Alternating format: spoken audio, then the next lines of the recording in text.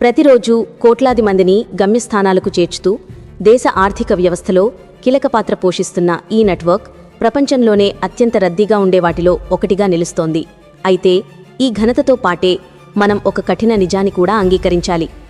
ఆధునిక సాంకేతికత, ప్రయాణ వేగం మరియు కార్యాచరణ సామర్థ్యం వంటి కీలక అంశాలలో ముఖ్యంగా మన పొరుగుదేశమైన చైనాతో పోల్చినప్పుడు మనం ఆందోళనకరమైన రీతిలో వెనుకబడి ఉన్నాం.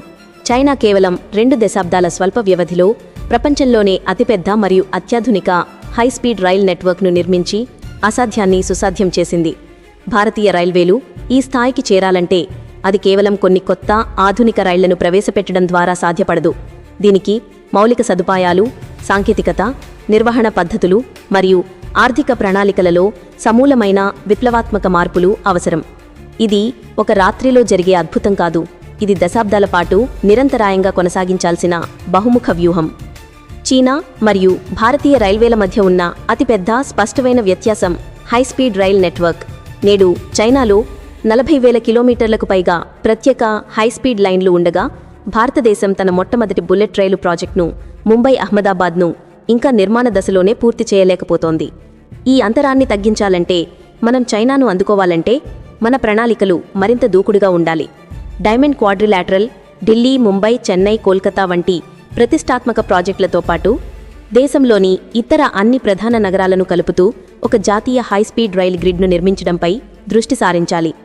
ఇటువంటి భారీ ప్రాజెక్టులకు అపారమైన మూలధనం జపాన్, ఫ్రాన్స్ లేదా జర్మనీ వంటి దేశాల నుండి నిరంతర సాంకేతిక బదిలీ మరియు అన్నింటికంటే ముఖ్యంగా భూసేకరణ వంటి క్లిష్టమైన ప్రక్రియలను వేగవంతం చేయడానికి బలమైన, స్థిరమైన రాజకీయ సంకల్పం అత్యంత అవసరం.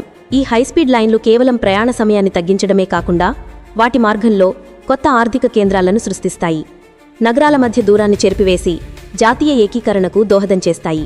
అయితే కేవలం కొత్త హైస్పీడ్ లైన్లను నిర్మించడం మాత్రమే పరిష్కారం కాదు. ఇప్పటికే ఉన్న మన విస్తారమైన రైల్వే నెట్వర్క్ను ఆధునీకరించడం కూడా అంతే ముఖ్యం. చీనాలో సాధారణ రైళ్ల సగటు వేగం కూడా మన ప్రీమియం రైళ్ల కంటే ఎక్కువగా ఉంటుంది. భారతదేశం మిషన్ రఫ్తార్ వంటి ప్రణాళికలను మరింత తీవ్రంగా అమలు చేయాలి. ప్రధాన మార్గాలలో రైళ్ల సగటు వేగాన్ని ప్రస్తుతం 60-70 కిలోమీటర్ల నుండి గంటకు 160 కిలోమీటర్ల స్థాయికి పెంచే లక్ష్యంతో అవసరమైన పనులను యుద్ధ ప్రాతిపదికన చేపట్టాలి. దీని భాగంగా పాత ట్రాక్లను బలోపేతం చేయడం, బలహీనమైన వంతెనల పునర్నిర్మాణం మరియు రైళ్ల వేగాన్ని తగ్గించి పదునైన వంపులను అంటే షార్ప్ కర్వ్స్ సరిచేయడం వంటివి ఉన్నాయి.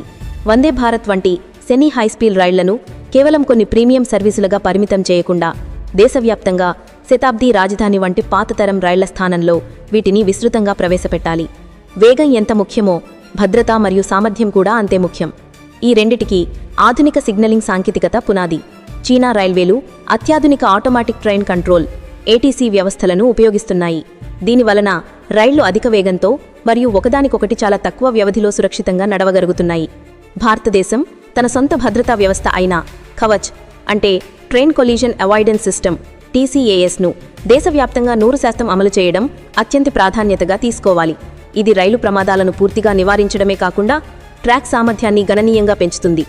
యూరోపియన్ రైలు నియంత్రణ వ్యవస్థ లెవెల్ 2 లేదా లెవెల్ 3కి సమానమైన ఆధునిక సాంకేతికతను మనం స్వీకరించడం ద్వారా ఒకే ట్రాక్పై ఎక్కువ రైళ్లను తక్కువ సమయంలో పూర్తి భద్రతతో నడపగలం. ప్రయాణికుల రవాణాకు ప్రచారం లభించినప్పటికీ భారతీయ రైల్వేల ఆర్థిక ఆరోగ్యానికి అసలైన వెన్నెముక సరుకు రవాణా. కానీ ఈ రంగంలో మనం తీవ్రంగా వెనకబడి ఉన్నాం. చీనా తన రైల్వే నెట్వర్క్ ద్వారా భారీ పరిమాణంలో సరుకును అత్యంత సమర్థవంతంగా రవాణా చేస్తుంది. భారతదేశంలో సరుకు రవాణా రైళ్లు ప్రయాణికుల రైళ్లకు దారి ఇవ్వడం వలన వాటి సగటు వేగం కేవలం 25 కిలోమీటర్లుగా ఉంది. ఈ సమస్యకు శాశ్వత పరిష్కారంగా ప్రస్తుతం నిర్మాణంలో ఉన్న తూర్పు మరియు పశ్చిమ డెడికేటెడ్ ఫ్రైట్ కారిడార్లను తక్షణం పూర్తి చేయాలి. ఈ ప్రత్యేక మార్గాలు పూర్తయితే ప్రయాణికుల రైళ్ల రద్దీని నుండి సరుకు రవాణాను పూర్తిగా వేరుచేసి గూడ్స్ రైళ్ల సగటు వేగాన్ని గంటకు 75 కిలోమీటర్ల వరకు పెంచవచ్చు. అంతేకాకుండా PM గతిశక్తి వంటి జాతీయ ప్రణాళికలతో ఈ డెడికేటెడ్ ఫ్రైట్ కారిడార్లను సమన్వయం చేసుకుని దేశంలోని అన్ని ప్రధాన ఓడరేవులను మరియు పారిశ్రామిక హబ్బులను అనుసంధానించాలి. కేవలం ఈ 2 కారిడార్లతో సరిపెట్టకుండా కొత్త ఉత్తర, దక్షిణ మరియు తూర్పు, పశ్చిమ డెడికేటెడ్ ఫ్రైట్ కారిడార్లను కూడా వెంటనే ప్లాన్ చేసి ప్రారంభించాలి. ఈ సాంకేతిక మరియు మౌలిక మార్పులతో ప్రయాణికులకు కనిపించే అనుభవాన్ని కూడా మెరుగుపరచాలి. చీనాలోని ప్రధాన నగరాలలో రైల్వే స్టేషన్లు ఆధునిక అంతర్జాతీయ విమానాశ్రయాలను తలపిస్తాయి. భారతదేశం అమృత్ భారత్ స్టేషన్ పథకం కింద స్టేషన్ల పునరభివృద్ధిని ప్రారంభించినప్పటికీ దీని వేగాన్ని మరియు పరిధిని పదింతలు పెంచాల్సిన అవసరం ఉంది. ఆధునీకరణ అంటే కేవలం సౌందర్యం లేదా కొత్త భవనాలు మాత్రమే కాదు. ప్రయాణికుల ప్రవాహాన్ని శాస్త్రీయంగా నిర్వహించడం, వాణిజ్య కార్యకలాపాలను పెంచి అదనపు ఆదాయాన్ని సృష్టించడం మరియు ముఖ్యంగా మల్టీ మోడల్ ఇంటిగ్రేషన్ అంటే రైల్వే స్టేషన్ను మెట్రో బస్ స్టేషన్లతో నేరుగా అనుసంధానం చేయడంపై దృష్టి సారించాలి. టికెటింగ్, రీఫండ్లు మరియు ఫిర్యాదుల పరిష్కార ప్రక్రియలను పూర్తిగా డిజిటలైజ్ చేసి అవి సామాన్య ప్రయాణికులకు కూడా అత్యంత సులభంగా, యూజర్ ఫ్రెండ్లీగా ఉండేలా మార్చాలి.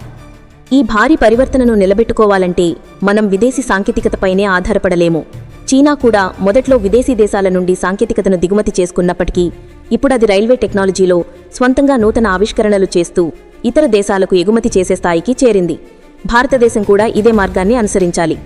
మన R&DSO అయిన రీసెర్చ్ డిజైన్స్ అండ్ స్టాండర్డ్స్ ఆర్గనైజేషన్ను ప్రభుత్వ విభాగంలా కాకుండా ప్రపంచస్థాయి పరిశోధనా సంస్థగా మార్చాలి. కేవలం వందే భారత్ విజయం ఒకటే సరిపోదు. మనం అల్యూమినియం బాడీ కోచ్లు, హైస్పీడ్ లోకోమోటివ్లు, అత్యాధునిక సిగ్నలింగ్ సిస్టంలను పూర్తిగా స్వదేశీయంగా తయారు చేసే సామర్థ్యాన్ని పెంపొందించుకోవాలి. ఇందుకోసం ప్రైవేట్ సెక్టర్ను రైల్వేల పరిశోధనలో మరియు తయారీలో చురుకైన భాగస్వామ్యం చేయడం చాలా అవసరం. చివరకు ఇంత భారీ పరివర్తనకు లక్షల కోట్ల పెట్టుబడి అవసరం. కేవలం ప్రభుత్వ వార్షిక బడ్జెట్ కేటాయింపులు దీనికి సరిపోవు. రైల్వేలను ఆర్థికంగా స్వయం సమృద్ధి చేయాలి. దశాబ్దాలుగా కొనసాగుతున్న సరుకు రవాణా ద్వారా వచ్చే లాభాలతో ప్రయాణికుల విభాగంలో నష్టాలను భర్తీ చేసే పద్ధతిని క్రమంగా తగ్గించాలి. ఇది కఠినమైన నిర్ణయమైనా ప్రయాణికుల టికెట్ల ధరలను సేవలకు అనుగుణంగా హేతుబద్ధీకరించాల్సిన అవసరం ఉంది.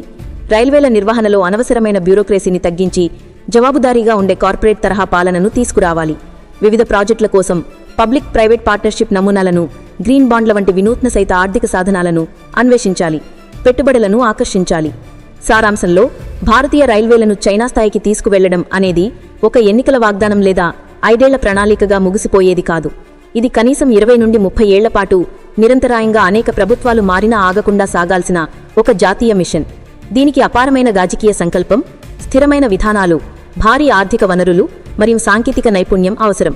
ఈ ప్రయాణంలో అంతిమ లక్ష్యం కేవలం చైనాతో పోటీపడడం మాత్రమే కాదు, 140 కోట్ల మంది భారతీయుల ఆకాంక్షలకు తగిన వేగవంతమైన, సురక్షితమైన మరియు సమర్థవంతమైన రవాణా వ్యవస్థను భవిష్యత్ తరాలకు అందించడం.